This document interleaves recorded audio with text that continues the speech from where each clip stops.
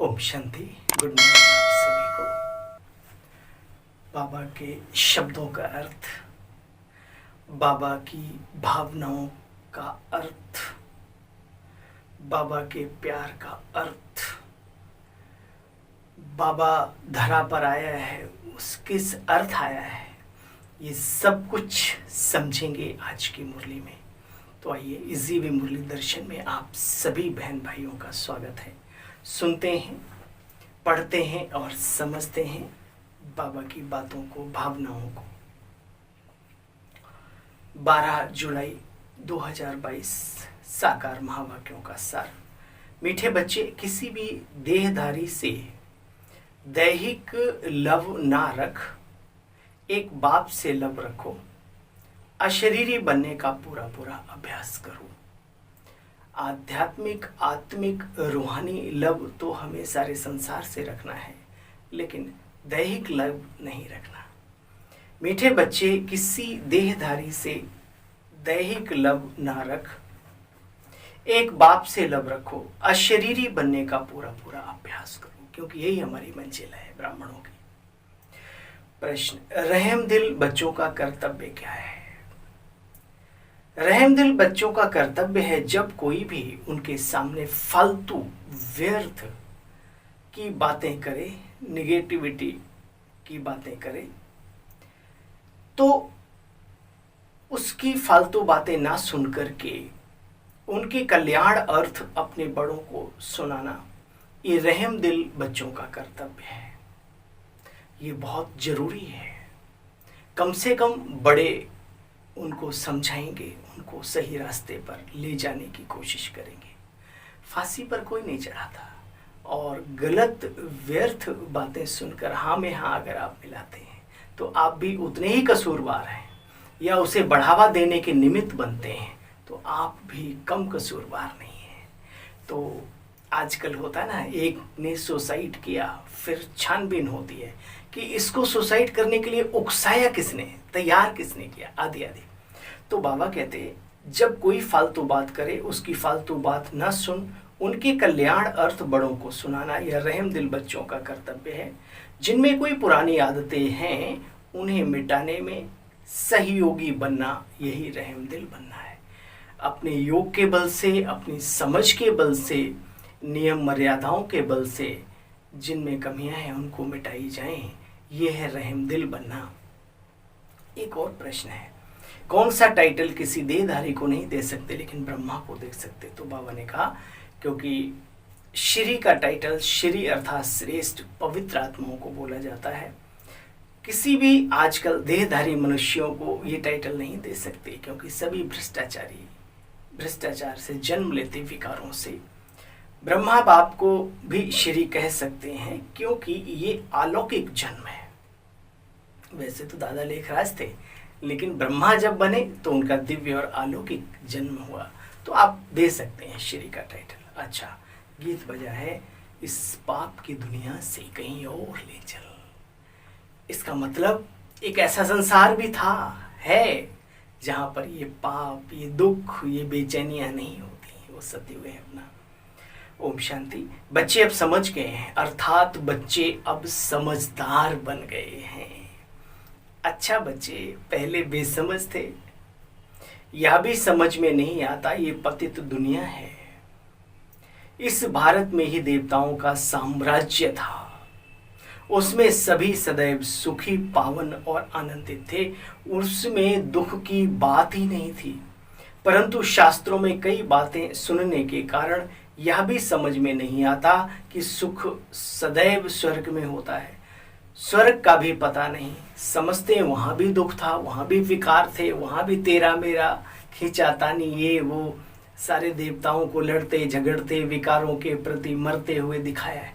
तो बाबा कहते, यही बेसमझी है, सत्य को ना समझना सिर्फ अपने हिसाब से। तो बाबा कहते ये बेसमझी है। अब तुम बच्चे समझदार बने हो, क्योंकि हम जानते हैं जब दिन होता है उस जगह पर रात नहीं होती, जिस जगह पे रोशनी होती है वहां अंधेरा नहीं होता है ना। बाप ने आकर के अभी तुम बच्चों को समझदार बनाया है। गाते भी हैं, भारत सोने की चिड़िया थी, यादगारें भी हैं देवी और देवताओं की, खड़ी हुई हैं मंदिरों में भव्य दिव्य। तो देवी देवताओं का साम्राज्य था, परंतु मनुष्यों ने तो श्री कृष्ण जितना श्रेष्ठ उत्तम प्रथम दर्जे का देवता, उनके ऊपर भी झूठे कलंक लगा दिए। फिर कहा जाता है जैसी दृष्टि वैसी सृष्टि, जिस आदमी का जैसा दृष्टिकोण नजरिया वैसा उसका जीवन रूपी सृष्टि होती है। तो बाबा कहते झूठे कलंक लगा दिए, रुक्मिणी को भगाया, कपड़े चुराए, माखन चुराया, आदि आदि बहुत सारी ऐसी बातें जो आज भी समझदार व्यक्ति करने में थोड़ा झिझकता है, सोचता है, और जिन्हें हम अपना आदर्श मानते हैं उनके प्रति ऐसी बातें लिख दी हैं। तो फिर मनुष्य सोचते हैं जब हमारे आदर्श ही ऐसे थे तो हम क्या, है ना। तो बाबा कहते हैं समझते ये सब परंपरा से चलाया है, पतितपना आदि। तो अभी तुम बच्चों को समझ आई है, वो भी नंबरवार पुरुषार्थ अनुसार। बाबा के बच्चों ने भी इन बातों को समझा है, वो भी जिसने जितनी मेहनत की अपने इस ज्ञान योग में उतना ही आगे बढ़ा है। देखो अब तुम बच्चों ने समझा है भारत श्रेष्ठ था, शुद्ध सृष्टि थी। अभी तो देखो पतित सृष्टि है ना, पतित बना है। बरोबर ये रावण राज्य है, सब जानते हैं, जिस कारण रावण को वर्ष वर्ष जलाते हैं, परंतु जलता ही नहीं, फिर खड़ा हो जाता है अगले वर्ष। अरे यह भी समझ में नहीं आता, किसी को एक बार हमने जला दिया तो फिर हर वर्ष उसको बना बना कर क्यों जलाते हैं। ये भावनात्मक सिस्टम सत्य के साथ भी कभी कभी चलता है, क्योंकि रावण वाकई में जल थोड़ी रहा है ना, और भी बढ़ रही हैं कुरीतियां संसार में। तो क्यों जलाते हैं, इससे सिद्ध होता है कि रावण राज्य अभी गया नहीं। देखो बच्चे कॉलेज में कोई बेसमझ आकर के बैठे हैं तो क्या समझेंगे, इसलिए यहाँ पे सिस्टम है। सिर्फ वेस्ट ऑफ टाइम करेंगे, अपना भी और इधर उधर चहक पहक करके दूसरों का भी। ये भी ईश्वरीय कॉलेज है, इसमें नया आदमी बच्चे कुछ समझ ना सके, इसलिए 7 दिन क्वारंटाइन 7 डेज का कोर्स कराना पड़ता है, ताकि बेसिक नॉलेज राजयोग की उनको दे दी जाए। तो जब तक लायक बने, फिर भी बच्चे अच्छा आदमी रिलीजियस माइंडेड हो तो उसे पूछना चाहिए, कोई भक्ति भावना वाला धार्मिक व्यक्ति हो, उसे पूछ सकते हो परमपिता परमात्मा से तुम्हारा क्या संबंध है। बाबा कहते मुझे याद करो, मैं ही पिता हूँ। तो पिता से तो वसीयत मिलनी चाहिए। तो बाबा फिर कहते हैं मुझे याद करो, मैं तो कहता नहीं हूँ कि देहधारियों को याद करो, बाप सन्मुख बात कर रहे हैं। कल पहले भी ऐसे ही समझाया था बच्चे, परंतु फिर भी बाबा ने कल पहले भी समझाया था, फिर भी बच्चों को देह अभिमान आ जाता है, देह अभिमान बहुत आ जाता है, देहधारियों से लव हो जाता है। बाबा कहते हैं देखो बच्चे, तुम अशरीरी आए थे और अशरीरी ही बनकर तुम्हें वापस घर चलना है। देहधारियों को याद करने से बच्चे विकर्म तो विनाश नहीं होंगे, विकर्म विनाश होंगे। एक निराकार दिव्य ज्योति पुंज परम पिता परमात्मा ज्ञान सूर्य शिव बाबा प्यारे बाबा को याद करने से, ठीक है। बाबा कहते हैं बच्चे अब तुम बच्चों का धंधा है पढ़ना और पढ़ाना, अपने शरीर निर्वाह अर्थ कर्म भी करना। ये भी बुद्धि में याद रखना है, जब तक मृत्यु नहीं हुआ है तब तक कर्म तो करना ही है, पढ़ना भी है पढ़ाना भी है, और जो दैनिक दिनचर्या है अपने शरीर को खिलाने पिलाने के लिए रखने के लिए तो अपनी मेहनत तो करनी है। बच्चे ये भी जानते हो ये नाटक पूरा हुआ, बेहद के बच्चे अब इन बातों को समझ गए हैं। वह ये 84 का चक्र पूरा हुआ। बच्चों को कितनी समझ देते हैं कि बच्चे शांति धाम को याद करो, बाप को याद करो जो वहाँ रहता है, क्योंकि ये दुनिया तो दुख धाम ही है। वंडर है ना, आजकल देखो मनुष्य क्या क्या नहीं करते, मनुष्य क्या नहीं कर सकता, जो बातें हुई ही नहीं वह भी बना बना कर एक दो के दिल को खराब करते रहते हैं। ऐसी ऐसी चीज़ें धार्मिक सहारा लेकर के, चाहे किसी का भी ऐसे सीरियल और ऐसी बातें, बाबा कहते हैं ऐसा कुछ हुआ भी नहीं, और ऐसे ऐसे लोगों के मनों को खराब करते हैं ऐसी ऐसी बातें, ऐसा भी है। फिर कहते हैं भगवान व्यास ने ही लिखा है, तो भगवान व्यास का ये धंधा देखो कैसा है। तो इन बातों तो है ना, जो ऋषि थे उन्होंने कहते हैं, उन्होंने लिखा है मनुष्यों का धंधा ही बच्चे एक दो को लड़ाना है, और या तो एक रस्म है। सब इस कलयुग में जैसे एक दूसरे के दुश्मन बन पड़े हैं, बच्चे भी बाप का दुश्मन बन पड़ते हैं। अब तुम्हारी बुद्धि में देखो क्या क्या चलता है। बाबा कहते हैं अभी बाप सामने बैठ तुम बच्चों को समझाते हैं। बाप हम आत्माओं से बात करते हैं, ध्यान तो दो। बाप हम आत्माओं से बात करते हैं, हम अपने इन कानों से बाबा की बातों को सुनते हैं। महसूस करो, बाबा सुना रहे हैं और हम सुन रहे हैं। बाप दादा के मुख द्वारा, बाप दादा, बाबा इस दादा के मुख द्वारा बोलते हैं। जो रत्न बाबा के मुख से निकलते हैं बच्चे, वही रत्न ज्ञान के तुम बच्चों के मुख से निकलना चाहिए। फालतू बातें सुनते भी नहीं सुननी है, कोई तो बैठकर खुशी से सुनते हैं। बाबा कहते बच्चे ऐसी बातें मत सुनो, रहम दिल बन, किसी में कोई पुरानी आदत है तो उसको मिटाने का प्रयास करो। क्या बताया था बाबा ने, कहीं कुछ ऐसी बात देखते हो तो अपने बड़ों को खबर जरूर करो, जरूरी है।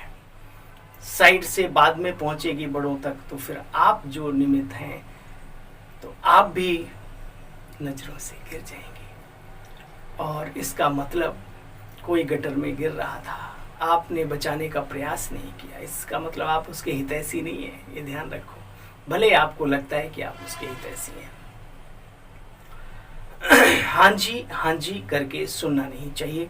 जो बाबा सुखधाम का मालिक बनाते हैं, ऐसे बाबा की ग्लानि तो हम नहीं सुनेंगे। कमाल है, भगवान के बन करके भी, उसके घर की पालना लेकर के भी, उस घर का रसा स्वादन नमक कहते हैं दुनिया में, जिस घर का नमक खाया जाता है उस घर की बुराई नहीं करते।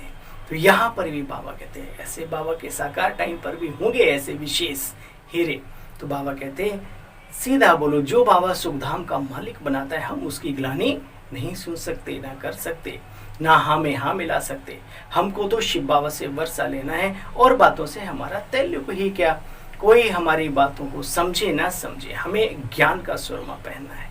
कोई ज्ञान अंजन लगाते लगाते धूल भी लगा लेते मिट्टी में, मिट्टी धूल माना वही व्यर्थ। मित्र संबंधियों आदि को भी बच्चे ज्ञान समझाना है। ये ज्ञान बहुत ऊंचा है, बहुत मीठा भी बनना है। तुम्हारा काम है बाप का परिचय देना, भले कोई दुश्मन भी हो बच्चे उससे भी मित्रता रखो। समय ऐसा चल रहा है, ये बहुत बड़ी एक समझदारी भी है। बाबा कहते हैं तुमने आसुरी मत पर चल, देखो मुझ पर कितना अपकार किया, फिर भी मैं आकर के तुम बच्चों पर उपकार करता हूँ, कितनी मेरी ग्लानि की। बाबा कहते देखो एक बात अच्छी रीति समझने की है कि बाप अभी आया हुआ है अब कार्यों पर उपकार करने, किसी की तकदीर में नहीं है तो फिर पुराने ही संस्कारों वश पुराने धंधे करते रहते हैं। यहाँ से बाहर गए, यहाँ की बातें भूल जाती हैं। आश्रम में आए, वाह बाबा वाह, थैंक यू बाबा, धन्य धन्य हो गए, आंसू भी निकल आते। और आश्रम से बाहर निकले, चौराहे पे चौकड़ी जुड़ी और अपना जो कमाया था, जो भाई इकट्ठा किया था, सारी ताकतें सब खत्म, इधर उधर व्यर्थ में कचड़े में फंस गए। तो बाबा कहते हैं निंदा करते करते देखो क्या हाल हो गया है। अब बच्चे निंदा करना बंद करो, सिर्फ पंडित नहीं बनो। मुरली की पॉइंट से रिपीट कर दी, बस हो गया। जीवन में क्या है, तुम पक्के राजयोगी हो, ऐसे ऐसे समझाओ तो तीर भी लगे। खुद में खामी होगी तो दूसरे को कैसे बोल सकेंगे। पाप अंदर में खाते रहते हैं, अंदर ही अंदर। बाबा हर बात बहुत अच्छी रीति समझाते हैं, कल पहले भी ऐसे समझाया था। बच्चे भूलो मत, सिमरण करते करते अंतमति सुगति हो जाएगी। सवेरे उठ बाप को याद करो तो अंत में देह भी याद ना पड़े। अब अभ्यास ऐसा करना है, अपना शरीर भी हमें याद ना पड़े। हम आत्मा हैं बस, और कुछ भी नहीं। अच्छा, मीठे मीठे स्किल बच्चों प्रति माता पिता बाप दादा का याद प्यार और गुड मॉर्निंग। रूहानी बाप की रूहानी बच्चों को नमस्ते। मीठे बाबा नमस्ते। तो सुना, सार सुना, जो बाबा के मुख से ज्ञान रत्न निकलते हैं वही निकालने हैं। व्यर्थ बातें ना बोलनी है और ना सुननी है। ये बहुत बड़ा परहेज इस ब्राह्मण जीवन में हम सभी को रखना है, अगर इस जीवन में चमक लानी है, पुरुषार्थी जीवन को आगे बढ़ाना है। तो सभी से सच्ची मित्रता रखनी है, बहुत मीठे रूप में, हर्षित रूप हो, बाप का परिचित हो, अपकारी पर भी बाप समान उपकारी बनना है।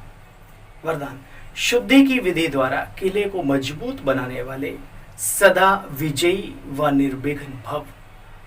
जैसे कोई भी कार्य शुरू करते हो तो शुद्धि की विधि अपनाते हो, ऐसे जब किसी स्थान पर कोई विशेष सेवा शुरू करते हो व चलते चलते सेवा में कोई विघ्न आते हैं तो पहले संगठित रूप में चारों ओर विशेष टाइम पर एक साथ योग का दान दो। सर्व आत्माओं का एक ही शुद्ध संकल्प हो, हम विजयी हैं, है ना, हमें विजयी बनना है, सबका एक संकल्प एक साथ। यही शुद्धि की विधि है, यही शुद्धि की विधि है। इससे सभी विजयी व निर्विघ्न बन जाएंगे और किला भी मजबूत होगा। स्लोगन, यथार्थ कर्म का प्रत्यक्ष फल है खुशी और शक्ति की प्राप्ति। यथार्थ कर्म का प्रत्यक्ष फल है खुशी और शक्ति की प्राप्ति। ओम शांति। गुड मॉर्निंग पुनः एक बार आप सभी को।